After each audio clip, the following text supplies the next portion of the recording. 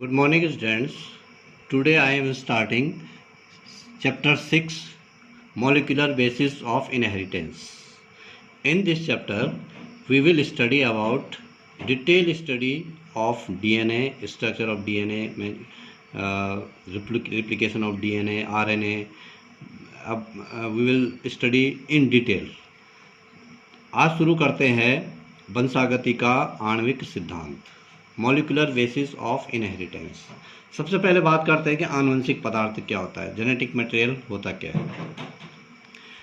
गुणसूत्र केंद्रक, कोशिका के केंद्रक में गुणसूत्र पाए जाते हैं। गुणसूत्र को आनुवंशिक पदार्थ बोला जाता है क्योंकि जो गुणसूत्र होते हैं वो जो आनुवंशिक लक्षण होते हैं उनके वाहक होते हैं। ये जो है शुरुआत से ही निश्चित है। धीरे धीरे इस पे अध्ययन हुए और अध्ययन के दौरान ये देखा गया कि जो गुणसूत्र होते हैं, गुणसूत्र की जो इकाई होती है वो होती है जीन।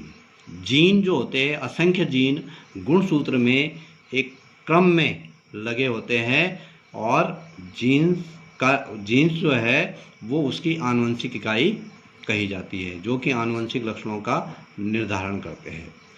जीन जो होते हैं उनका निर्माण डीएनए आनुवंशिक पदार्थ से होता है। डीएनए भी आनुवंशिक पदार्थ होता है।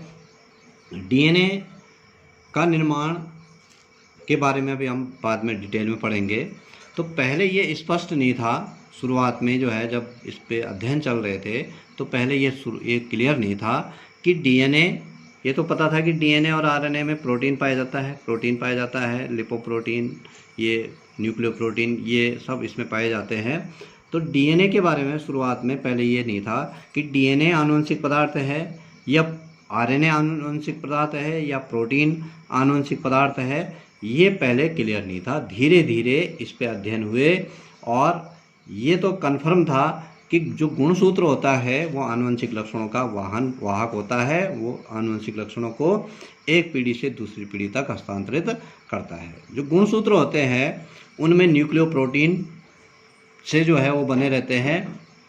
न्यूक्लियोप्रोटीन में 60% प्रोटीन पाया जाता है और 40% इसमें न्यूक्लिक एसिड होता है। अब हम शुरुआत करते हैं कि ये जो न्यूक्लिक एसिड है, जिसको हम न्यूक्लिक अम्ल कहते हैं, इसकी खोज कैसे हुई। डिस्कवरी ऑफ न्यूक्लिक एसिड, किस प्रकार से इसकी खोज हुई।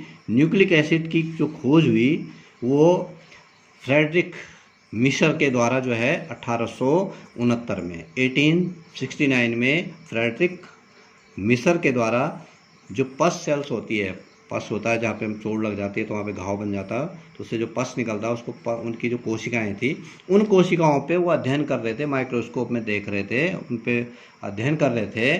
तो उन्होंने देखा कि जो पस सेल्स थी उनकी जो कोशिकाएं होती हैं उन कोशिकाओं में जो है फास्फोरस की मात्रा बहुत ज़्यादा पाई गई। ये फ्रेडरिक मिशर ने इस चीज़ की खोज की। अब क्योंकि ये जो फास्फोरस था ये सेंटर में पाया गया था, कोशिका के केंद्रक में पाया गया, पस सेल्स की जो कोशिकाएं थी उनके केंद्रक में पाया गया। तो उस कारण जो है इसको मिशर के द्वारा न्यूक्लिन नाम दिया गया। न्यूक्लिन इसको बोला गया क्योंकि न्यूक्लियस में पाया गया। उसके बाद आगे खोज को आगे बढ़ाया गया और अल्टमान ने जो है 1889 में 1889 में इसकी अम्लीय प्रकृति की खोज की। जो न्यूक्लिन पाया गया, जो फास्फोरस जो पाया गया, जो सेंटर में जो पदार्थ पाया गया, उसकी न्यूक्लिक जो अम्लीय प्रकृति की खोज की, क्योंकि उन्होंने देखा कि ये जो है एसिडिक नेचर का है, जिसके कारण उन्होंने इसका नाम रख दिया न्यूक्लिक एसिड। उसके बाद आगे जो है इस कार्य को आगे बढ़ाया कौशल ने 1843 में ही, उसी दौरान जो है उस पर जब काम किया तो जो न्यूक्लिक एसिड जो नाम दिया था उस पर उन्होंने कार्य किया और उन्होंने उसकी जो रासायनिक संरचना का जो है उन्होंने पता किया। और जब रासायनिक संरचना का जब उन्होंने उसका पूरा पता किया तो उस कार्य के लिए जो है उनको 1910 में नोबेल प्राइज़ दिया गया। उसके बाद में जो है ये पता चला कि जो न्यूक्लिक एसिड होते हैं उनमें डीएनए डीऑक्सी राइबोन्यूक्लिक एसिड होता है और दूसरा आरएनए राइबोन्यूक्लिक एसिड होता है। डीएनए जो होता है वो सभी सजीवों का आनुवंशिक पदार्थ कहलाता है। जितने भी सजीव होते हैं इस संसार में, केवल कुछ पादप विषाणु होते हैं जो प्लांट वायरसेस होते हैं, जैसे टीएमबी है, टोबैको मोज़ेक विषाणु है, उसका जो आनुवंशिक पदार्थ है वो आरएनए है। कुछ और भी पादप विषाणु हैं जिनका आनुवंशिक पदार्थ आरएनए को बोला जाता है। नहीं तो इस संसार में 99% से ज़्यादा जीवधारियों का जो आनुवंशिक पदार्थ है वो डीएनए को कहा गया। अब डीएनए आनुवंशिक पदार्थ के रूप में उसको डीएनए को आनुवंशिक पदार्थ क्यों कहा गया? सबसे पहली बात तो ये है कि ये लगभग सभी कोशिकाओं में पाया जाता है। दूसरा, इसमें कई एकल की इकाइयाँ होती है, कई छोटी छोटी इकाइयों से मिलकर बना होता है ये, जिसके कारण जो है, और हर बार जो है इसका स्ट्रक्चर जो है अलग अलग प्रकार से होता है ये, जिसके कारण ये अनेक रूपों को प्रदर्शित करता है। जो जीव की कायिक कोशिकाएं होती है उनमें डीएनए की समान मात्रा होती है। जो वेजिटेटिव सोमेटिक सेल्स होती है उनमें जो है जो डीएनए होता है उसकी समान मात्रा होती है हमेशा।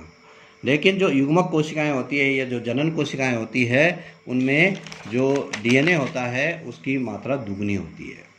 समसूत्री विभाजन में डीएनए की दोनों प्रतिलिपियां जो होती है वो समुचित ढंग से पुत्री कोशिकाओं में पहुंच जाती है। एक कोशिका दो कोशिकाओं में विभाजित होती है समसूत्री विभाजन में, और डीएनए भी दुगना होता है, और एक डीएनए से दो डीएनए बनते हैं। वो दोनों जो डीएनए होते हैं वो समुचित मात्रा में जो है जो डॉटर सेल्स बनती है उनमें चले जाती है।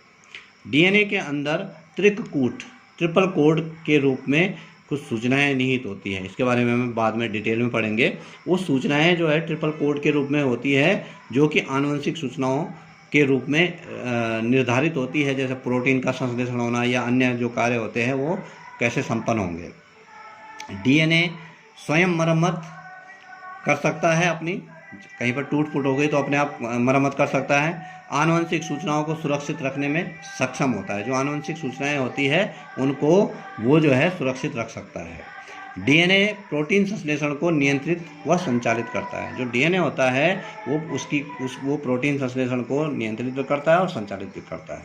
समस्त जो जैविक क्रियाएं होती है, जो जैविक कार्य होते हैं कोशिका के अंदर, वो डीएनए के द्वारा नियंत्रित होते हैं। इसके अलावा भ्रूणीय विकास, जो भ्रूण का विकास होता है, उसकी वृद्धि होती है, उसकी लैंगिक परिपक्वता होती है, इन सब को डीएनए के द्वारा निर्धारित किया जाता है। आज यहीं पे समाप्त करते हैं। Thank you.